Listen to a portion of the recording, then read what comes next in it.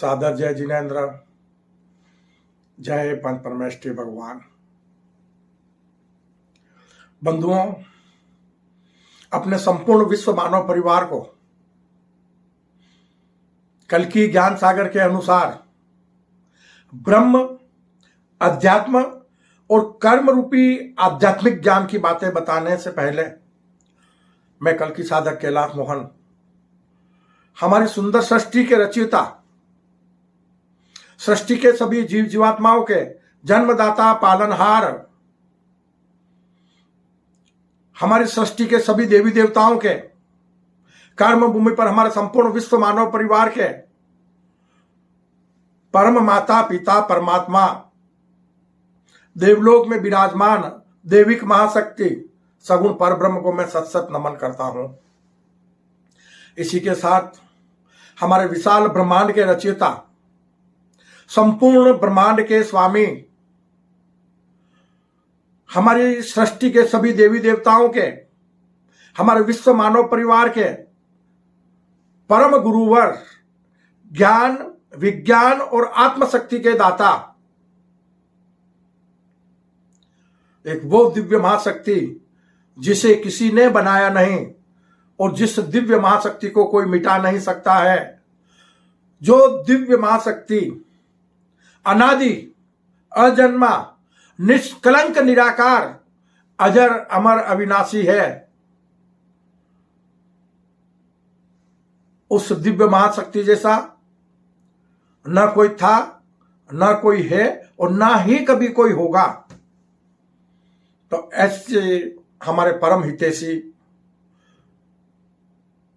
हमारे संपूर्ण विश्व मानव परिवार के परम गुरुवर, मैं निर्गुण परम ब्रह्म को भी सत सत नमन करता हूं। इसी के साथ बंधुओं, दिव्य महाशक्ति और देविक महाशक्ति को नमन करते हुए मैं अपने प्रभु से प्रार्थना करता हूं कि हे प्रभु, इस युग परिवर्तन की संधि वेला संगम युग में कलयुग को सतयुग में परिणित करने के लिए हमारी कर्म भूमि पर सतयुगी दुनिया का सृजन करने के लिए हमारे संपूर्ण विश्व मानव परिवार को वो आध्यात्मिक ज्ञान प्रदान करो, वो सद्बुद्धि प्रदान करो, वो अद्भुत रहस्यमय सृष्टि सृजन का रहस्यमय ज्ञान प्रदान करो, जिससे कर्म भूमि पर मानव मात्र सत्कर्मी निष्काम कर्म योगी बन जाए। हमारी कर्म भूमि अविनाशी स्वर्ग और सतलोक बन जाए। कर्म भूमि पर किसी भी कर्म योगी को मरकर स्वर्ग और मोक्ष ना जाना पड़े। इसी भावना के साथ में बंधुओं, आज हमारे कल की ज्ञान सागर का विषय है बहुत ज्यादा महत्वपूर्ण, समझना बात को, जिसके लिए हमारा कर्म भूमि पर अवतरण होता है। वही विषय पर आज हम आपके साथ में चर्चा करेंगे। उसी के बारे में आपको बताएंगे कि अद्भुत रहस्यमय सृष्टि सृजन के रहस्यमय ज्ञानानुसार समझना बात को, बहुत गहरी बात है। आज तक हम सभी संपूर्ण मानव जगत के लोग पूर्ण ज्ञान ग्रहण नहीं करके अज्ञानतावश इस नश्वर संसार में दुख सुख के सागर में गोते खाते रहे हैं। क्यों? कि हमें आत्मकल्याण का मतलब ही पता नहीं है। हम जानते ही नहीं कि आत्मकल्याण कैसे होता है। हमें पूर्णतया उसका ज्ञान ही नहीं है। तो कल की ज्ञान सागर हमें आत्मकल्याण का मार्ग बता रहे हैं कि आत्मकल्याण किसे कहते हैं, आत्मकल्याण किसका होता है, आत्मकल्याण कैसे होता है। क्या आत्मकल्याण के लिए मानव को मरकर स्वर्ग और मोक्ष जाना पड़ता है? ऐसे ही कुछ विषय पर हम आपको कल की ज्ञान सागर के अनुसार बताने जा रहे हैं कि अद्भुत रहस्यमय सृष्टि सृजन के रहस्यमय ज्ञान अनुसार आत्मकल्याण आत्मा का नहीं, मनुष्य रूपी जीवात्मा का होता है। कर्म भूमि पर जन्म मरण से मुक्ति, आत्मा को नहीं, मनुष्य रूपी जीवात्मा को मिलती है। तो इस गहरे विषय को हमें पूर्णतया समझना होगा। आज के इस विषय में संपूर्ण मानव जगत को, अपने विश्व मानव परिवार को हम बताने जा रहे हैं कल की ज्ञान सागर के अनुसार कि कर्म भूमि पर मानव मात्र जीते जी अपना आत्म कल्याण कैसे कर सकता है। आत्मा शाश्वत है। आत्मा हमें कर्म करने का ज्ञान देती है। आत्मा हमें मुक्ति का मार्ग बताती है। तो आत्मा तो स्वतः ही अपने आप में मुक्त है। वो तो बंधन में है ही नहीं। आत्मा कहीं पर बड़ी, आत्मा ही तो परम सत्य है, जो निर्गुण परम ब्रह्म स्वरूप है, हमारे परम गुरुवर स्वरूप है। तो आत्म कल्याण कर्म भूमि पर आत्मा का नहीं, हमें अपने मनुष्य रूपी जीवात्मा का आत्म कल्याण करना है। मनुष्य रूपी जीवात्मा को, जीवात्मा स्वरूप को त्याग कर, सगुण जीवात्मा स्वरूप को त्याग कर इस कर्म भूमि पर विराट आत्म स्वरूप बनना है।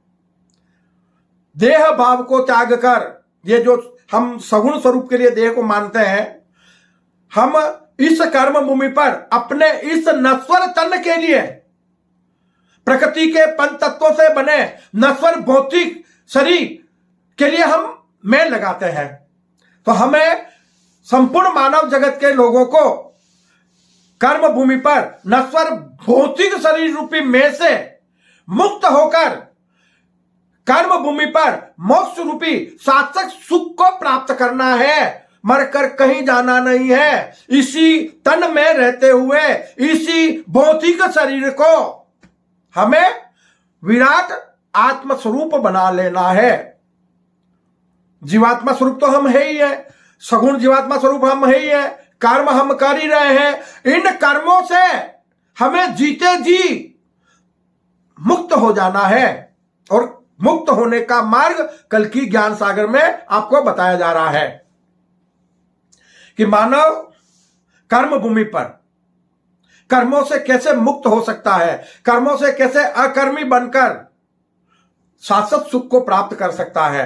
मरकर स्वर्ग और मोक्ष किसी को जाने की जरूरत नहीं है। जैसा हम हमेशा अपने प्रभु से दुआ करते हैं कि हे प्रभु, हमारे किसी भी विश्व मानव परिवार के लोगों को, हमारी कर्म भूमि पर किसी भी कर्म योगी को मरकर स्वर्ग और मोक्ष नहीं जाना पड़े। हमें स्वर्ग रूपी शाश्वत सुख इसी कर्म भूमि पर प्रदान कर दो। मोक्ष रूपी शाश्वत सुख भी इसी कर्म भूमि पर प्रदान कर दो। तो ये कार्य हो सकता है और होता है। अद्भुत रहस्यमय सृष्टि सीजन के रहस्यमय ज्ञान अनुसार संपूर्ण मानव जगत के लोग कर्म करने का ज्ञान ग्रहण करके अपनी कर्म भूमि को अविनाशी स्वर्ग और सतलोक बना सकते हैं। बहुत बड़ा काम नहीं है। हमने पहले भी बताया है, मानव को सिर्फ और सिर्फ अपनी तामसिक प्रवृत्तियों को त्याग कर, अपने पाप कर्मों को त्याग कर, दो ही काम करने, तीसरा काम तो कोई है ही नहीं। अपने हृदय में, अपने भीतर, अपने मन में जो तामसिक प्रवृत्तियां हैं जिनके कारण हम पाप कर्म करते हैं, उन तामसिक प्रवृत्तियों को, उन पाप कर्मों को त्याग कर हम सत्कर्मी निष्काम कर्म योगी बन जाए इसी कर्म भूमि पर। अब कर्म भूमि पर हम सब सत्कर्मी निष्काम कर्म योगी तो बन गए, अकर्मी कैसे बनना? तो बंधुओं, अकर्मी बनने के लिए बहुत ही आसान काम है। अकर्मी बनना है मतलब मैं से मुक्त हो जाना। इस कर्म भूमि पर नश्वर तन, नश्वर भौतिक शरीर रूपी मैं से मुक्त हो जाना। जब मैं रहूंगा ही नहीं,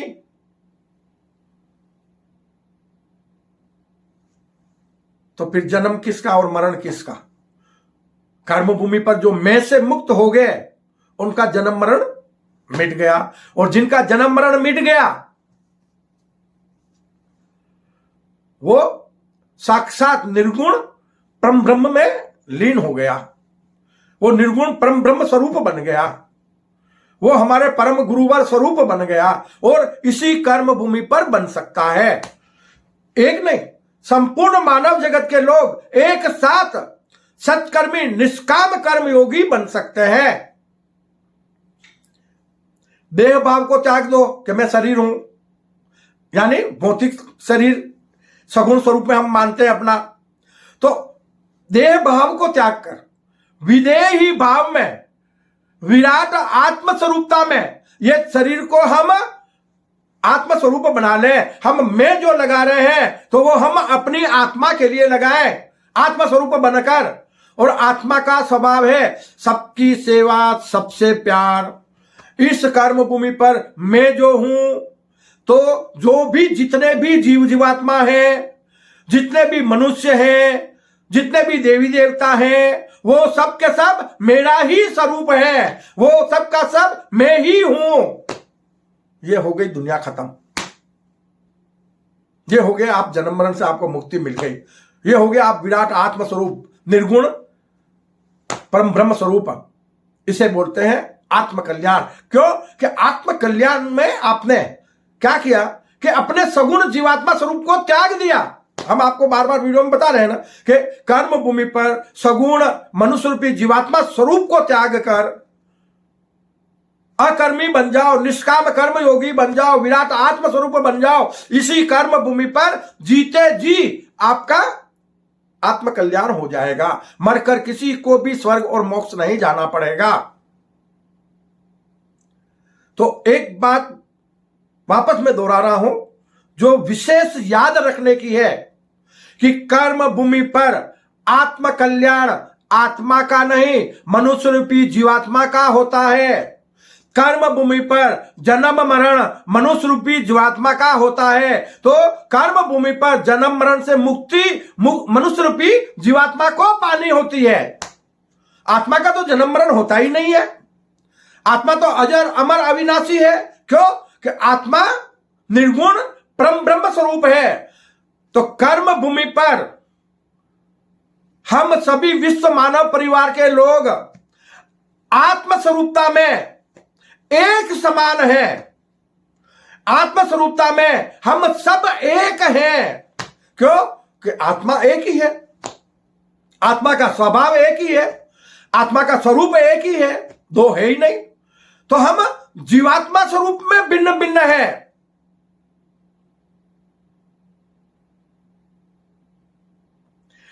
प्रभु कहते हैं ना कि अल्लाह ईश्वर कहते हो मुझको। हम ईश्वर को प्राप्त करना चाहते हैं, ईश्वर को जानना चाहते हैं, ईश्वर को पाना चाहते हैं। तो ईश्वर हमसे कह रहे हैं, हमारे प्रभु निर्गुण परम ब्रह्म हमसे कह रहे हैं, हमारे परम गुरुवर हमसे कह रहे हैं कि अल्लाह ईश्वर कहते हो मुझको और कहते हो प्रभु परमात्मा। अरे तुम में मुझ में कुछ फर्क नहीं है, एक ही सिक्के के दो पहलू है। तुम में मुझ में बस फर्क है इतना, तुम सगुण जीवात्मा स्वरूप हो मेरा और मैं हूं निर्गुण तुम्हारी आत्मा। तो आत्मा हमारे भीतर जो विराजमान है, विद्यमान है, वो निर्गुण है। आत्मा कर्म नहीं करती है। हमारे सभी बंधु लोग, बहुत सारे ज्यादा लोग कहते हैं आत्मा कर्म करती है, आत्मा दुख पाती है, आत्मा सुख पाती है, आत्मा को मुक्ति चाहिए। ये सब बातें भूल जाओ। कल की ज्ञान सागर के अनुसार सत्य को स्वीकार कर लो, सत्य मार्ग पर चल लो, अपने अमूल्य मानव जीवन को सार्थक बना लो। आत्मा निर्गुण परम ब्रह्म स्वरूप है और निर्गुण परम ब्रह्म स्वरूप अकर्मी है। तो आत्मा कैसे कर्मी हो सकती है? आत्मा तो हमें हमारे भीतर कर्म करने का ज्ञान देती है। हमें मनुष्य रूपी जीवात्मा सगुण पर ब्रह्म स्वरूप मनुष्य रूपी जीवात्मा कर्म भूमि पर प्रकृति के पंच तत्वों से बने इस भौतिक शरीर को धारण करता है। मनुष्य रूपी जीवात्मा सगुण पर ब्रह्म स्वरूप मनुष्य रूपी जीवात्मा इस कर्म भूमि पर कर्म करता है। तो बंधुओं, कर्म भूमि पर मानव का जीवन कर्म प्रधान क्यों है, इस बात पर चिंतन करना। तो उसके लिए दो बातें हैं। एक तो कर्म भूमि पर अनुशासन बना रहे, सुखी रहे सब जीव जगत के और वृष्टि समय पर हुआ करे। बंधुओं, इस कर्म भूमि पर परमात्मा की ओर से, हमारे परम माता पिता परमात्मा की ओर से अगर वृष्टि भी होती है हम मानव जगत के लोगों के लिए, तो वो भी मानव जगत के कर्मों के अनुसार होती है। अगर सबके सब तुम भरपूर पाप कर्म करने लग जाओ, बरसात बंद हो जाएगी, फसलें पकना बंद हो जाएगी, अकाल पड़ जाएगा, पानी सूख जाएगा। ये लो पाप कर्मों का फल। हमें कर्म करने के ज्ञान की जरूरत है कि हम कैसे सत्कर्मी निष्काम कर्म योगी बनकर इस कर्म भूमि पर अपने अमूल्य मानव जीवन को सार्थक बना सकते हैं। हमें इस ज्ञान की जरूरत है और वो ज्ञान हमें युग परिवर्तन की संधि वेला, इस संगम युग में कलयुग को सतयुग में परिणित करने के लिए हमारे परम गुरुवर निर्गुण परम ब्रह्म इस कल की ज्ञान सागर के माध्यम से हमारे संपूर्ण विश्व मानव जगत के लोगों को प्रदान कर रहे हैं। हम इस अमूल्य ज्ञान को ग्रहण करें तो इस कर्म भूमि पर मानव मात्र का अमूल्य मानव जीवन सार्थक हो सकता है। हम जीवात्मा को इस कर्म भूमि पर अकर्मी बनाकर मोक्ष रूपी शाश्वत सुख प्राप्त करा सकते हैं। आत्मा हमारे भीतर निर्गुण परम ब्रह्म स्वरूप है। हमने बताया पहले भी कि आत्मा कृष्ण स्वरूप है, जीवात्मा कर्मयोगी है, अर्जुन स्वरूप है। तो आत्मा हमारे भीतर रहते हुए, जीवात्मा के भीतर जो आत्मा है वो जीव को कर्म करने का ज्ञान देती है, सदमार्ग पर चलने का ज्ञान देती है। हर पल जीव को सचेत करती रहती है। एक वो थोड़ा सा भी पाप करने जाएगा तो अंदर से आत्मा हमें रोकेगी कि रुक जाओ, ये पाप कर्म अच्छा नहीं है, भविष्य में आपको इसके प्रति त्रासदियां हो सकती है। और हम देखते भी है कि जब हम लोग कर्म भूमि पर भी कोई पाप कर्म कर लेते हैं या किसी की हत्या कर लेते हैं तो हमें यहां सजा मिल जाती है ना। अगर किसी इंसान ने किसी इंसान को मार दिया तो क्या उसको सजा नहीं मिलती है? तो ऐसे ही कर्मों की सजा भी प्रकृति और परमात्मा की तरफ से हम मनुष्य रूपी जीवात्माओं को कर्मों के अनुसार मिलती रहती है। तो हमें इस कर्म भूमि पर अपने जीवन में त्रासदियों से बचने के लिए पाप कर्मों से बचना होगा। हम पाप कर्मों का त्याग कर दें, हम अपने भीतर से तामसिक प्रवृत्तियों को मिटा दें तो किसी की कोई ताकत नहीं कि हमारे जीवन में खुशियों को कोई लूट सके। खुशियां हमारे पास आने के लिए तरसेगी कब? जब हम सत्कर्मी निष्काम कर्म योगी बन जाएंगे। हर कदम पर हमें खुशियां ही खुशियां मिलेगी, हर कदम पर हमें अपने संपूर्ण विश्व मानव परिवार का प्यार ही प्यार मिलेगा। बंधुओं, प्रभु ने अद्भुत रहस्यमय सृष्टि सृजन के रहस्यमय ज्ञानानुसार सुंदर सृष्टि का सृजन किया है। मानव जगत के लोगों को त्रासदियां देने के लिए नहीं, मानव जगत की आत्मा को, मनुष्य रूपी जीवात्मा को भरपूर सुख, शांति, वैभव, समृद्धि के साथ स्वर्ग सुख प्रदान कराने के लिए, मोक्ष रूपी शाश्वत सुख प्रदान कराने के लिए ये मानव जीवन प्रदान किया है। हम कर्म करना सीख लें। सारा भेद जो छुपा हुआ है वो कर्म करने के ज्ञान में छुपा हुआ है। भगवान कृष्ण ने गीता में बड़ी अच्छी तरह से ज्ञान दिया है कर्म करने का। इसके बावजूद भी हमारे विश्व मानव परिवार के लोग उस ज्ञान को ग्रहण नहीं कर पाए। उस ज्ञान को संप्रदायवाद में बांट दिया गया कि ये तो धर्म हिंदुओं का है, ये तो धर्म सनातन का है, हम इस्लामी हैं, हम ईसाई हैं, हम सिख हैं, हम बौद्ध हैं, हम जैन हैं। बट गए तो ज्ञान से वंचित रह गए। अगर हम सब एक होते और जाति संप्रदायवाद में नहीं बढ़ते तो बंधुओं ये निश्चित है कि जो ज्ञान हमारे कर्मयोगी श्री कृष्ण ने हमें दिया था, उस ज्ञान से हम द्वापर का नाश कर वापस त्रेता में जाते हैं और त्रेता से हम सतयुग में चले जाते हैं। ज्ञान तो मानव को ऊपर उठाता है ना, नीचे थोड़ी गिराता है। तो फिर ज्ञान कृष्ण भगवान ने दिया द्वापर में, द्वापर के अंत में कृष्ण भगवान हुए और उसके बाद कलयुग की शुरुआत हो गई। एक धर्म का पाया और गिर गया। त्रेता में एक पाया गिरता है तो त्रेता आता है। सतयुग में चारों पाए कायम रहते हैं। तो हमें कर्म भूमि पर सतयुग की दुनिया बनानी है कि चारों धर्म के पाए कायम रहे और सुखी रहे सब जीव जगत के, वृष्टि समय पर हुआ करे। तो चारों पाए जब धरती पर धर्म के कायम रहेंगे तो मानव मात्र को भरपूर सुख शांति वैभव समृद्धि मिलेगी। मानव मात्र को इसी कर्म भूमि पर जीते जी हजारों वर्ष की उम्र मिलेगी, निरोगी काया मिलेगी, शाश्वत सुख मिलेगा। कब? सतयुग में। कब? सतयुगी दुनिया में। और वही सतयुगी दुनिया बनाने की बात कल्कि ज्ञान सागर कर रहा है। इसलिए कल्कि ज्ञान सागर बार बार कह रहा है कि हमें कलयुग को सतयुग में परिणित करना है। हमें अपनी कर्म भूमि पर सतयुगी दुनिया का सृजन करना है।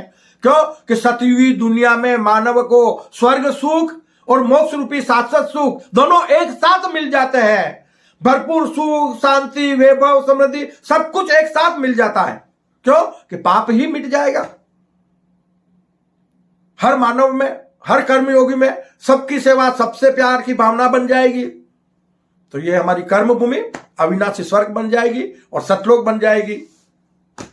बंधुओं, इस कर्म भूमि पर संपूर्ण सृष्टि में एक मानव ही सगुण परमात्मा पर ब्रह्म की सर्वश्रेष्ठ कृति, सृष्टि का सर्वश्रेष्ठ प्राणी है,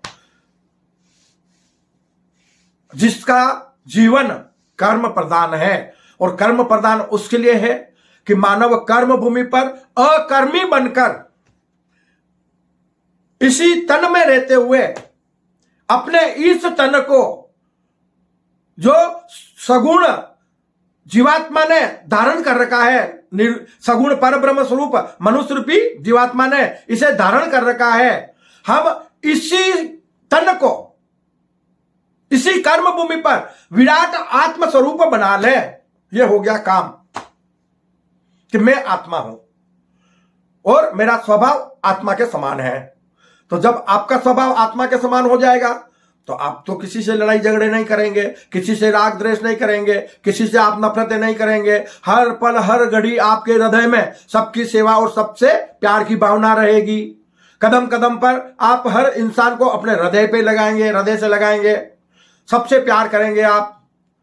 तो ये फिर धरती तो स्वर्ग बन गई और शाश्वत सुख भी, मोक्ष रूपी शाश्वत सुख भी इसी कर्म भूमि पर हमें प्राप्त हो जाएगा। तो कल्कि ज्ञान सागर संपूर्ण मानव जगत के लोगों को, अपने विश्व मानव परिवार के लोगों को कहता है कि इसी कर्म भूमि पर इस युग परिवर्तन की संधि वेला संगम युग में कल्कि ज्ञान सागर के माध्यम से हमारे प्रभु निर्गुण ब्रह्म द्वारा जो ज्ञान की वर्षा हो रही है, उस ज्ञान को ग्रहण कर लो और अपने अमूल्य मानव जीवन को जीते जी, मरने में कोई समय नहीं लगेगा, जीते जी अमूल्य मानव जीवन को सार्थक बना लो।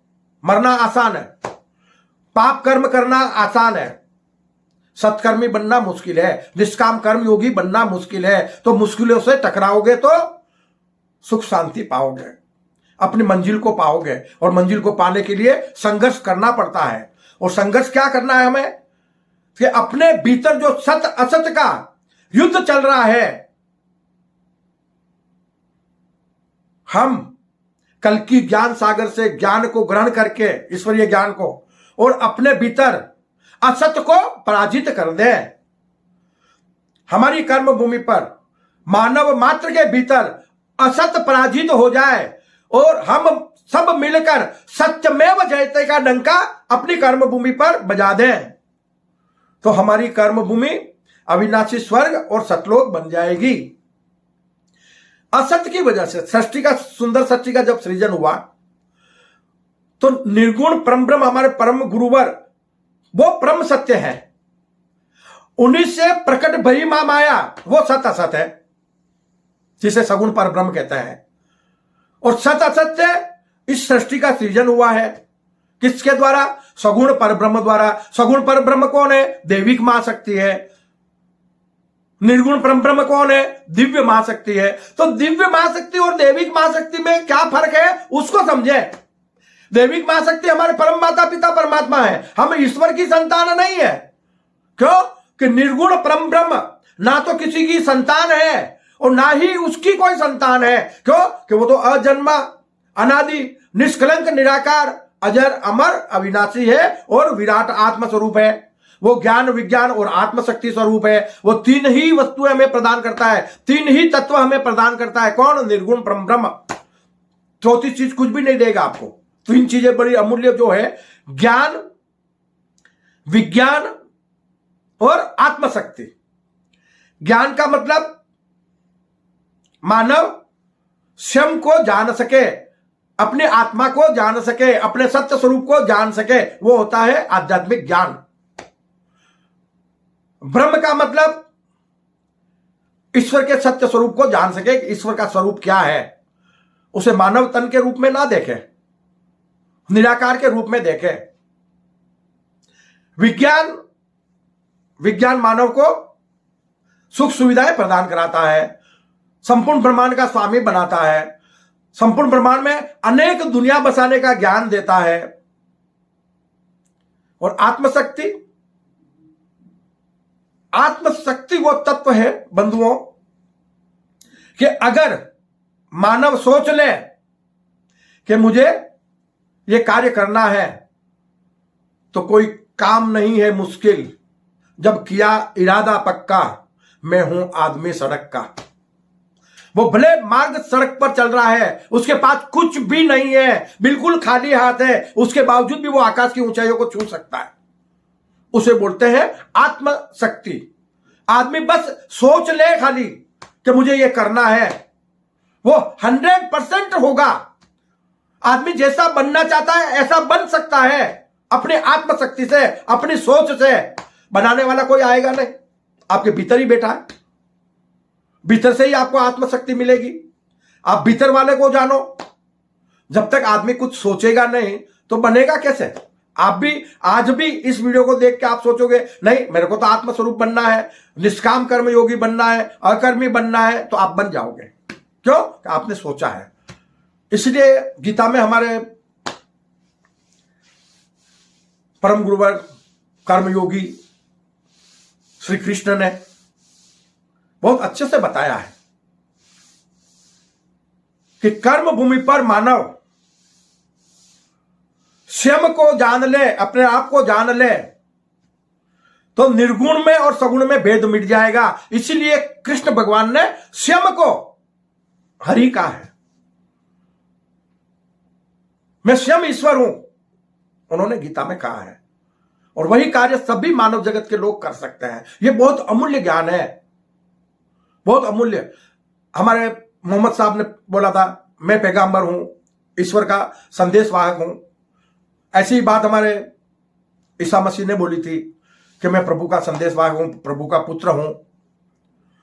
लेकिन श्री कृष्ण ने बोला था कि मैं ही ईश्वर हूं, मैं ही ज्ञान का दाता हूं। तो वो मैं कौन बैठा हुआ है आपका? मैं कब बोले वो? मैं बोले तब जब वो विराट आत्मस्वरूप बन गए। जब विराट आत्मस्वरूप बन गए तो उन्होंने दुनिया को बता दिया कि पूरी दुनिया मेरे भीतर विद्यमान है, ये दुनिया सब मुझसे बनी हुई है। तो उन्होंने अपने मां को मुंह खोलकर और पूरी दुनिया दिखा दी, पूरा ब्रह्मांड दिखा दिया। वो शक्ति मानव में है। मानव जो भी कुछ प्राप्त करना चाहे इस कर्म भूमि पर कर सकता है। बस कब? सत्कर्मी निष्काम कर्म योगी बनकर। कब? पाप कर्म और तामसिक प्रवृत्तियों का त्याग कर कर।